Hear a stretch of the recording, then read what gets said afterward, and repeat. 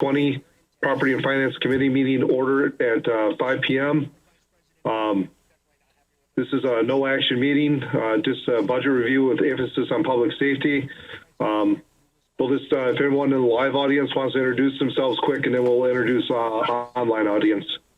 I'll start with you, Mayor. Thank you. Shane Blazer, Mayor. Thad Kubiszek, committee member. Ern Blevins, Chief of Police. Tim Desorcy, Finance. Scott Young, Fire. Scott Kellogg, alderperson. Dean Veneman, alderperson. That's all of them, Steve. Okay. I am Steve Koth, Chairperson, Property and Finance Committee. Is there anyone else online? Nope, you're it. Okay. So we'll go right into our discussion item here tonight, which is the 2021 review, budget review with emphasis on public safety. Chief Blevins or Chief Young, did either one of you guys have a preference of who went first? I think the police went first last year. So who wanted to go first this year? It don't matter to me. The PD will go first. I think the police chief jumped on going first. Okay, go ahead. Floor is yours. Okay, this year, I'm not going to go line for line because I don't want to bore you guys to tears. A lot of the line items are fairly the same as last year. We tried to keep it, our wish list kind of low. There are some line items that have some increases, and those are the ones I want to go over with you guys so you understand what we're asking for. The first large increase that I'm asking for is on our police range and supplies line item, which is 52209. And we're asking, it's gone up a bit because there are some pieces of equipment that we need to replace. We have to, the night sights on the police department, all of our handguns are over 10 years old, and they're starting to lose their luminosity, so to speak, so that we have to buy new sights and have them installed on the guns. That's one thing that we're asking for. The next, we're also purchasing new duty lights for all the police department handguns so each pistol will have a light on it for low light conditions at nighttime. That's the other one-time purchase we're asking for this year. We also are replacing all the duty holsters on the department because after a certain amount of years, the wear and tear of in and out of the holster and daily care and things, they start to malfunction on the officers, and that's the last thing we want is to have a malfunctioning holster on the police officers. So we're asking to replace all of those this year. Next. Others are the standard what we've done every year, which is the yearly cost for range and equipment, which includes water and electric and propane, which will we pay the utilities for the range out of our range budget. That hasn't changed. The things in all the sundries that we have to replace, like target stands and earplugs, things of that nature. Just every year we have to replace them. Training and duty ammunition is another one that we spend a good amount of money on, but for the obvious reasons, the guys need to go out and train, and we buy a lot of rounds every year for that to happen. And just the last one was batteries. So that was any questions about the police range increase from anyone? I don't have any questions. Does anyone else do? No. Okay, I will move down to the next one that saw an increase. Police training and education is the same as 2020. We have a surplus this year because a lot of courses were canceled because of COVID-19, so we're trying to get guys into schools now as they're coming up if they'll let us. But we're asking for the same amount this year as last year. We are using some of the training and education money for part of the police range project because it is a training facility, and We're only improving that facility as much as possible using funds that we have available in this year's budget. The time system went up, but that's a contractual thing, and they tell us how much they're going to charge us per year, so we're pretty much obligated to pay for that. Patrol squads, it's actually went down 1,000. Anything big? Bear with me. The investigations division went up a little bit, but that's because we needed to purchase 3 more Axon evidence licenses for the detectives to be able to view some of the videos and save and things like that. They can't do it without the license, and the licenses are $468 a piece. So we had to buy 3 of those. And we also were purchasing 2 new GPS tracking devices for the ones that have been worn out, which our drug investigators use to track vehicles.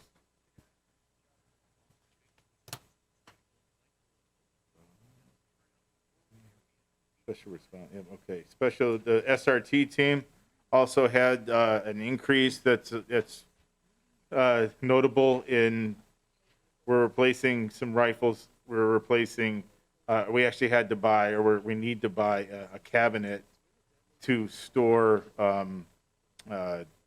flashbangs and chemical munitions in, just to be legal on how we're storing these things.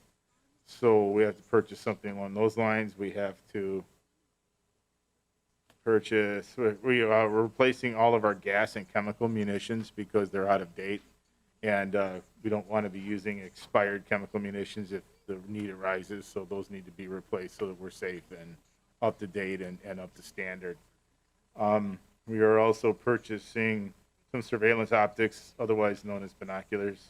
I don't know why it's surveillance optics, but a couple pairs of binoculars. So,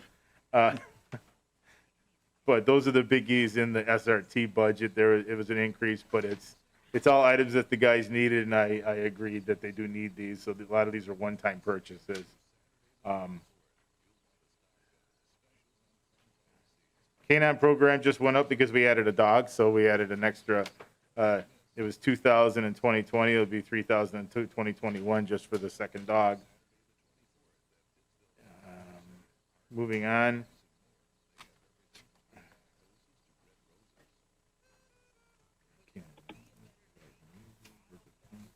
This is, I don't see any major increases in any of the line items for the police auxiliary or for their training or for crossing guards.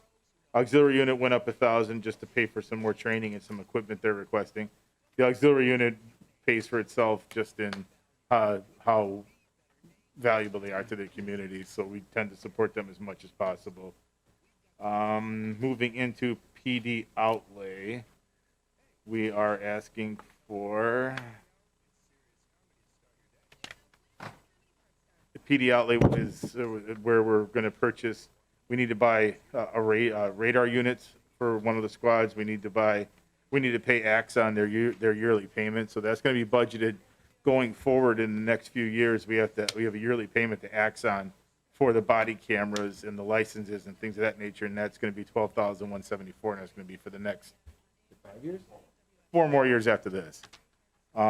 We are requesting some new furniture for our interview room because what we have in there now is kind of hand-me-down stuff that could be replaced. We're asking for $2,000 just to replace the furniture for the interview room and for the outer lobby. New gas masks, we're asking to also purchase new gas masks because some of the officers don't have gas masks, so that's obviously going to be something we may need in the future, and I'd like to have everybody to have one. And also we are replacing things such as, we're on a rotational cycle to replace things such as our police radios. And our portable radios the officers wear are, $5,000, $6,000 a piece. So what we try to do is replace a couple every year rather than replace them all at once. So have 2 radios are due for replacement on the 8-year replacement cycle is what we use. And we also have to replace 2 mobile radios for squad cars. So that explains that one.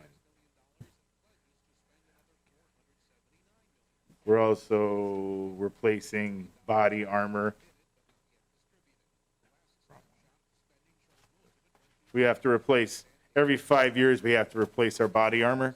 And so this year, we're going to be replacing 6 sets of ballistic armor for officers that are expiring. We also have the bulletproof vest grant that pays for 50% of those purchases. So we're budgeting for our portion of that. Any questions on outlay? I don't have any. Does anyone else have any? Yeah, you mentioned body cameras. Do we have enough of those? We do, yes. Right now, we just have to pay for our licensing, and we're actually on a payment plan to pay for the physical equipment, but we're also paying for our licenses every year. So that's why we're budgeting for that. And I think when we talked about body cameras at Common Council, we talked a little bit, or something was mentioned about cameras on the vehicles. Yes. Is that down the road? We're exploring purchasing Axon cameras for the police squads to replace the aging cameras we have now, which require constant maintenance, et cetera. But also it would be the same system then as the Axon body camera, so it's all one system. And then instead of having to burn CDs to send to the DA, we could just send the DA the link like we can with the body camera, so the advantages are there. We are exploring purchasing and outfitting all the squads with Axon equipment as well, so we're on one platform. That's good. Thanks.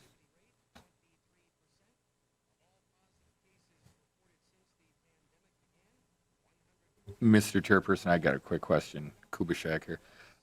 Chief, this isn't necessarily a questioning your budget, but I got just a general question. How come radios are always so expensive? It doesn't matter. I ask myself that every time that we have to buy one.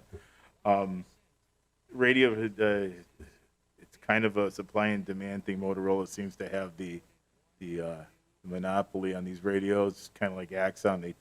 You pay what they ask for, but I mean, these radios are very sophisticated. We have 80-some channels on these radios that we can program and talk to who, and it's an expensive piece of gear, of course, and you don't want to chintz on those. To explain why they cost $6,000, I can't explain that. I just know that that's what they cost, and that's what we have to pay for them. Thank you.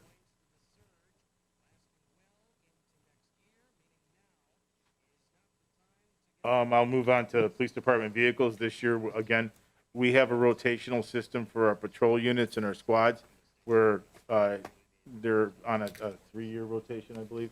So every 3 years the highest mileage and the ones that require the most maintenance are the ones that get replaced. But this year, following the rotational schedule, we're going to be replacing 2 patrol units and 1 administrative vehicle. This year, we're actually to try to a little experiment. We're buying a Dodge Ram patrol truck, so a pickup truck similar to what the Wood County Sheriff is using. It'd be nice to have a patrol truck for those times when, hey, can you come over and pick up this bicycle, or can you bring some barricades out to this scene? And having that truck would be invaluable. Plus, the way that the truck is set up, it can carry prisoners. It's a fully functional police vehicle. It just has a bed, which makes sense to me that we have one. And we'll purchase this vehicle, outfit it, and if the patrolmen like it enough, maybe down the road, we can purchase these trucks and save a couple $1,000s and instead of buying the SUVs from Ford. So we're asking for 1 Ram patrol unit. We're also replacing 1 Ford Interceptor SUV because the current one is 100-some thousand miles and it's got lots of needs, so it's going to be replaced. And then we're replacing one admin vehicle for the deputy chief. So that way we'll be out of the sedans entirely now, and we'll be a full SUV fleet plus 1 truck.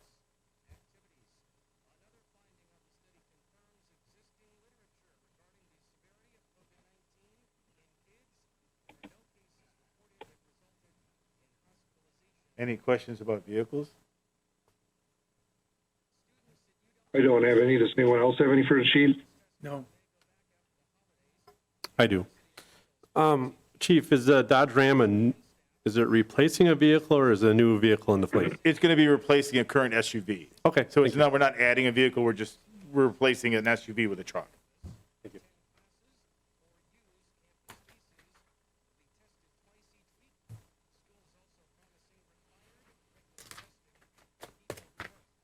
That was the highlights. If anybody wants to go over anything else that's caught your eye, let me know. Most of the line items haven't changed from year to year. I just tried to hit the ones that did change. If there's some other format you'd like me to follow, let me know. Thank you, Chief. Chief Young? All right, we'll just, much like the police department hit on the highlights, we'll stay away from wages and the benefits because we have really no control over them. The first item I have listed on the sheet I handed out is overtime. In 2021, we have a decrease of 25,000 from last year, 2020, and the reasoning behind that is we're going to be heading into the year the first time in 2 years where we're at staffing levels where we had agreed to, and that gives us the flexibility to cover sick days, to do crew transfers, and we can forecast overtime. So hopefully if we're not hit by COVID like we have been, we can hold that line item at 25,000 less than 2020. The next significant decrease we had was ambulance transfer pay, and that's a decrease of 17,500 from 2020. Reason being is we are seeing less transfers from Riverview Aspirus. They're down significantly. So we can, based off of the spending through 2020, we've decreased that by 17,500. The caveat to that and the negative is we're losing revenue by not doing as many transfers as we used to do over the past years. The next item, we have an increase of 10,250 in ambulance duty pay, and that was to the CBA of Local 425 where their daily ambulance pay went up. So that's an increase of 10,250 from 2020. And then we get into the overview of operating expenditures, and I don't think there's anything in there significant or worth really going over too much other than fire vehicles is an increase of 15,000 from 2020. And the main reason is on that is our ladder truck is going to be 28 years old next year. And we're trying to limp that along because replacing that ladder truck is going to be expensive, $1.8 to $2 million for a new 100-foot aerial ladder truck. So we're trying to get the most use out of that, and we end up, when it goes in for its NFPA and DOT checks, it ends up every year costing us a significant amount of money. And we know next year we have repairs that were identified through this year's checks that we were able to hold off on. So with that and what we spent in years past, we've rolled that into the fire vehicle maintenance account. You know, on there you can see the truck 5, the repairs that were identified that we'll be doing next year. Hydraulic leveling hoses. The truck ladder lights are inoperative at this point. They'll be replaced with LED lights. The waterway has scoring on it. We need some sections replaced on that. And rear air brake hoses are beginning to corrode. And due to safety, we'll be replacing them next year. Going back a little bit, the training and education budget is the same as 2020. And this year, we did get some EMS conferences and a couple of fire conferences before COVID hit and everything shut down. We do have the same conferences and classes budgeted for in next year's budget, so that amount is the same also. A decrease in clothing allowance of $9,025 will be taken up in uniforms and laundry next year. We've agreed with the members that we will be purchasing their uniforms and cleaning them for them. I think it's a best practice that our members report to work in their street clothes, go under their work uniform, standardizing our uniforms where everybody is in the same uniforms, look standardized, and then we will clean them for them, and then they return home in their street clothes, not taking home contaminants and other things we encounter on calls. So clothing allowance down, but uniforms and laundry and dry cleaning will offset that, and then probably a little extra. Going down through there farther, an increase this year, the next one would be ambulance supplies. That's an increase of 12,000. We've pulled our preventive maintenance contracts out of ambulance outlay and put it into ambulance supplies. And the preventive maintenance contracts have increased that by $12,000, that line item from $75,000 to $87,000. The preventative maintenance contracts include our cardiac monitors, power cots, stair chairs, and our Lucas devices that are used on pulseless non-breathers. And they get serviced annually. A lot of them need to be calibrated, and so we've rolled that into ambulance supplies. The next thing, EMS software and administration fees, that goes to run our software for our pros that we do our pre-hospital care reports, and that's run through Image Trend. We also have an $800 fee this year, which is, kind of minimal, in order to access our old EMS reports. The platform they use now will not be supported anymore, so for the next 7 or 8 years, we have to pay to be able to access our old PCRs when we're requested through medical record request releases. So ambulance vehicles, that's the same as 2020. Those go, for fuel on our ambulance maintenance that we don't foresee, tires, and that is the same as 2020. And then we get into our outlay items. So fire department outlay is $10,000. The big thing in there is, Mayor, I don't know if you talked to street department about mowing our lawn, but a request for $4,500 for a zero-turn lawnmower for Station 2. We purchased one for Station 1 last year. We have some old John Deeres that have like a 15-inch deck. I swear it takes 2-3 hours to mow the lawn. So these lawnmowers, more efficient. We can get the lawn done in 20, 30 minutes and continue, probably a little longer than that, 45 minutes, an hour, as opposed to a couple hours where we can utilize the rest of the shift for other options, station maintenance, vehicle maintenance, and even some training.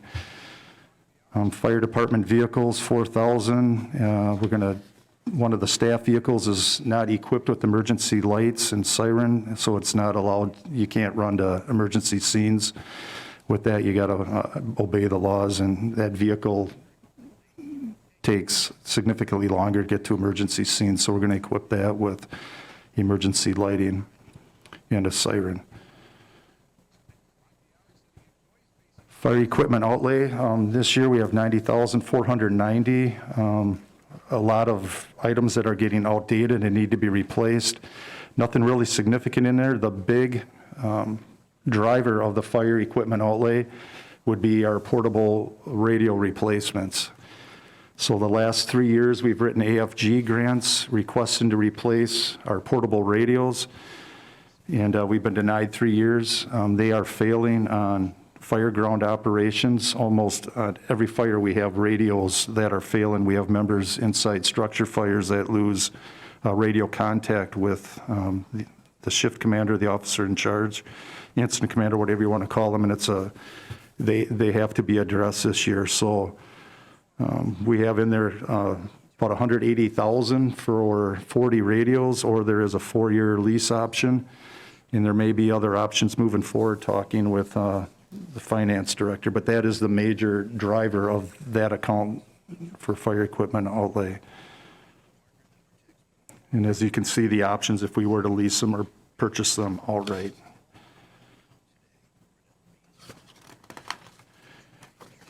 And then the last big ticket item is every 3 years we place an ambulance, and we are up next year for an ambulance.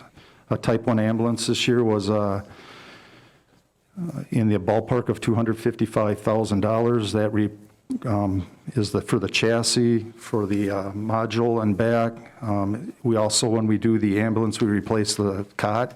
They're power cots. This year we have a self-loading system in it, and a new radio comes with it. So the ambulance that we'll be replacing is 12 years old, and we're really pushing the life of those ambulances. but through our preventive maintenance contracts, our DOT checks, we're making it. So next year, we have a new ambulance requested in the budget. So with that, is there any questions? Don't have any questions. Does anyone else there have any questions? All right, and if there's no questions, I think just as importantly, what is in this budget is what's not in the budget. And I handed some paperwork to supplement the budget information.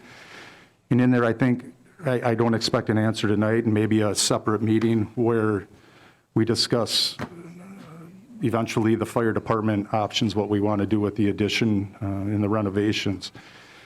And so we had 3 bids from when 5 Bugles Design was here, and now we did get a bid on option B.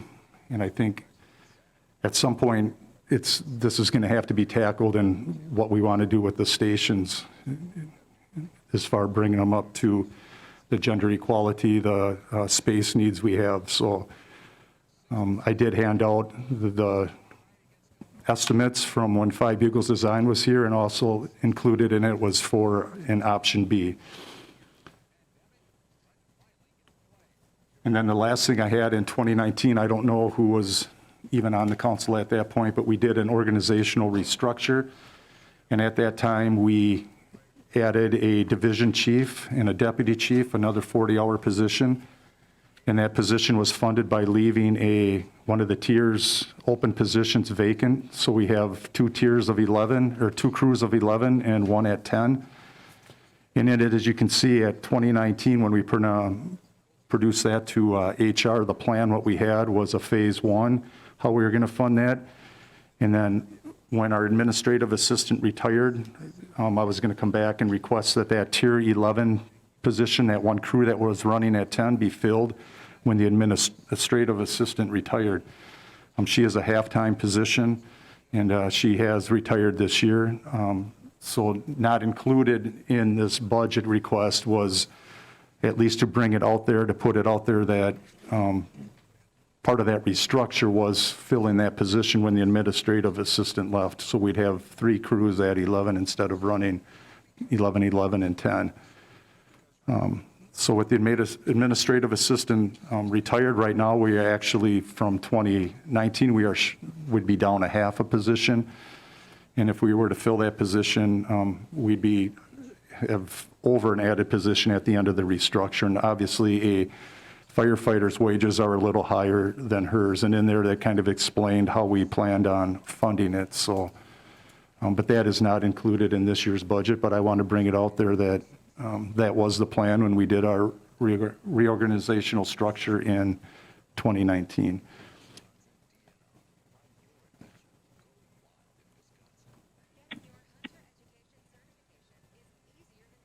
Does anyone have any questions for Chief?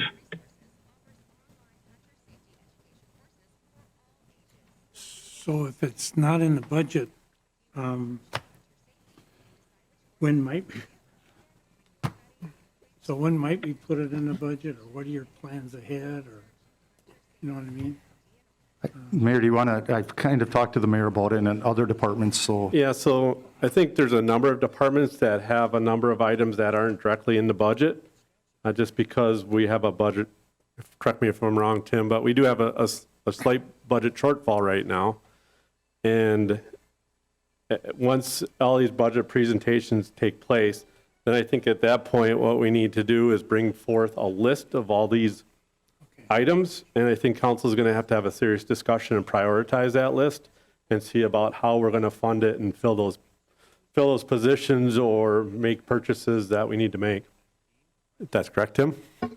Yeah, I mean, right now we're dealing with a, $200,000 to $300,000 budget deficit based on, current staffing levels, and there's a number of requests out there that, there's some equipment requests and some staffing requests that aren't part of that budget deficit. And so, I'll be working on coming up with some options for that. But then also we need to, like the mayor just alluded to, is identify those things that aren't in the budget, prioritize them. But however, I don't want to be like the the doom and gloom, but a lot of the talk is that 2022 could be a lot worse than 2021 because when the state adopts their biannual budget, June of next year, that budget will fund the state aids that they gave us estimates on that are incorporated in the 2021 budget, but then also that includes state aids for 2022. And the feeling is that right now they gave us estimates where our state aids relatively remain the same. However, the speculation is that obviously with what's going on with the state and national economy and the COVID pandemic, that obviously revenues across the board are down. And so the feeling is that there's a possibility that depending on how that state biannual budget shapes up, is that if we're to see any reductions in state aids, that being mostly shared revenue, expenditure restraint, or transportation aids, that'll occur in 2022. And so I've been on a lot of calls with the Alliance of Cities finance directors, and a lot of municipalities are taking a very cautious approach until we get some clarity and visibility, that being in June of next year when the state adopts their budget and how that'll impact us in 2022. Because normally the state has never really cut that first year of state aids because they know that we're putting our budgets together this year based on the estimates they just sent us, so that if there are going to be any cuts, it's in 2022. So I think we kind of have to look at not only 2021 on some of these items, but potential impacts in 2022. Hopefully we never realize or see any reductions in state aids, but kind of it's a reality that I think we need to factor into some of our budget decisions for next year and then 2022. Okay, I was just curious. That makes sense. This might be a minor thing, but when you talk about a lawnmower at Station 2, getting a new one, and it might be interesting to deal with with Joe Terry, that there might be a lawnmower that has some life left because it's only one location. And talk to Joe Terry, and maybe Joe Terry should get a new one, and one that has decent life should be used over there. It's just a minor thing, but it just came to my mind. It just to get a new one for that small location, and it makes sense to get a zero turn, but maybe Joe Terry can entertain the idea. It's just something to think about. Well, and I've also already talked to the Park and Rec, or Buildings and Grounds person, Matt, and I personally feel that it's a city property and that our Buildings and Grounds people should take care of that property.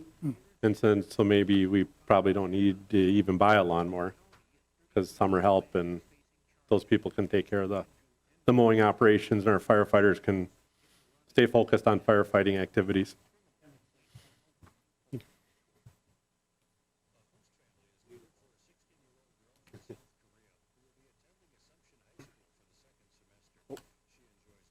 Tim's got his hand up, Steve.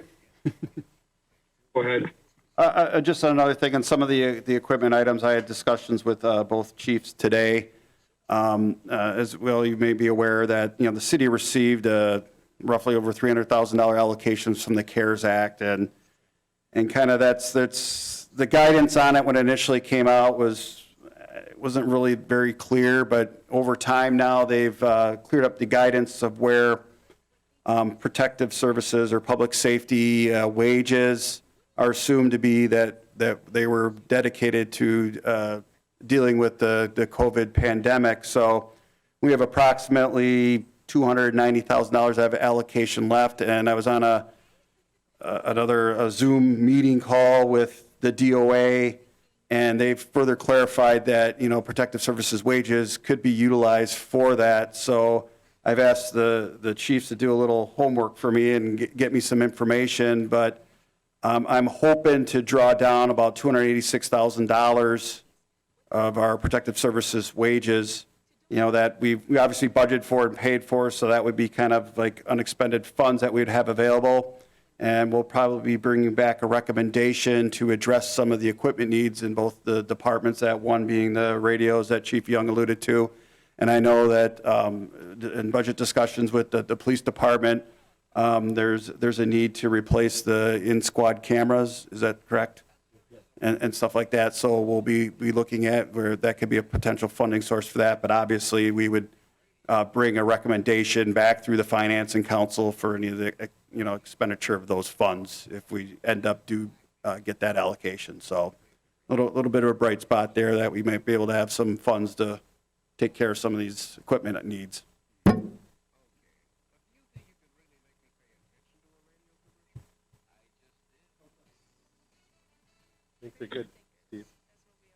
All right. Chief, did you have anything else to present?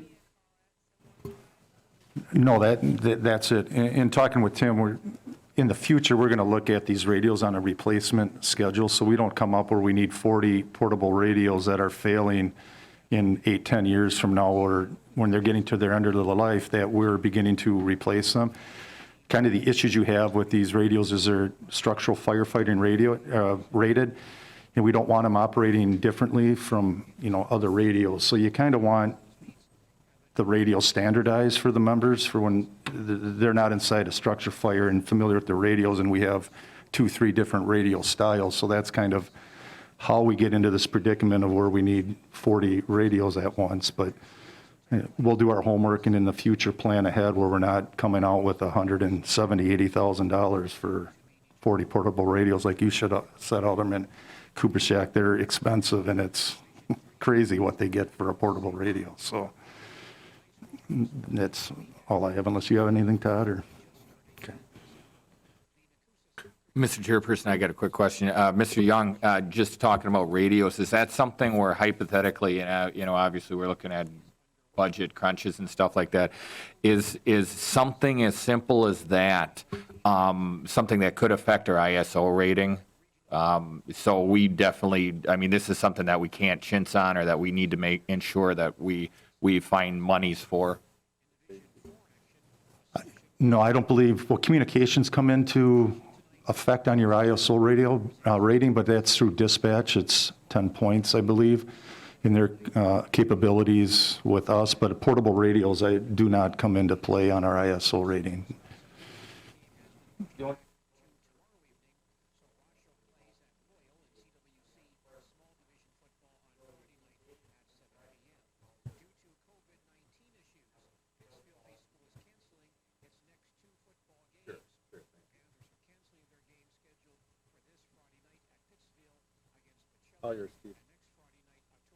Okay.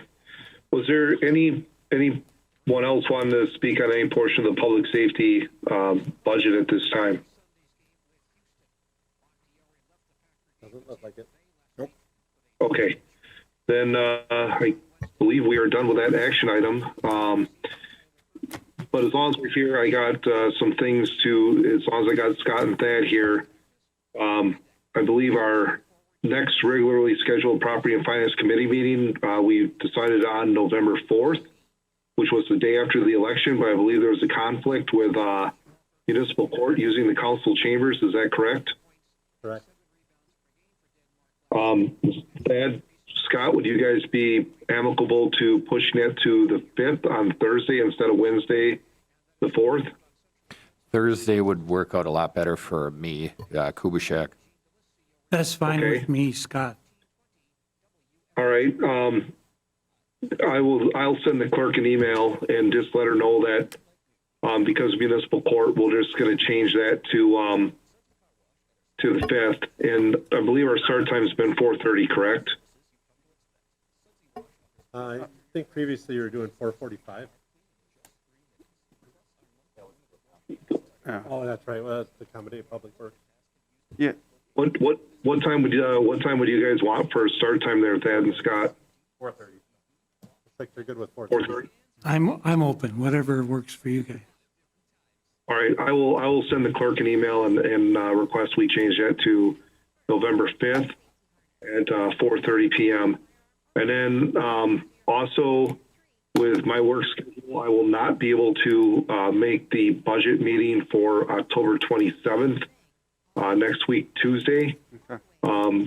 So Dean, I've noticed that you've been at these meetings. Would you like to sit in for that one at 4:30 next week, Tuesday? Sure, that'd be fine. Okay. And then we'll just have the secretary move up and chair it, if that's okay. That's fine with me. Okay. All right. Is there any other questions, comments, or concerns? Just to kind of go over what we're going to be discussing next week, the Tuesday, the 27th meeting will be primarily focused on wastewater, and then any other budget items that the committee or any other alderperson would like to discuss. And then on the 29th, it's going to be the library and other operating budgets that you may be interested in, some of the smaller operating budgets. If there's a particular one that you would like the department head to go through, let me know so I can have that individual attend that meeting. But also on the 29th, we will be having an action item. We'll be reviewing the 2021 Water and Works and Lighting Commission budget at that meeting. So. Well, I guess I would like to have all the department, I mean, like the library, they should have someone representing them. And- I'm sorry, I've reached out to Andy. Andy will be here for that one. I'm just saying some of the smaller operating the budgets, if you have questions, you can reach out to them directly, or if you'd like them to attend and go over their budget. But usually we've kind of had the smaller operating budgets just based on, if a request, if you'd want them there, so. Yeah, I agree. Thanks.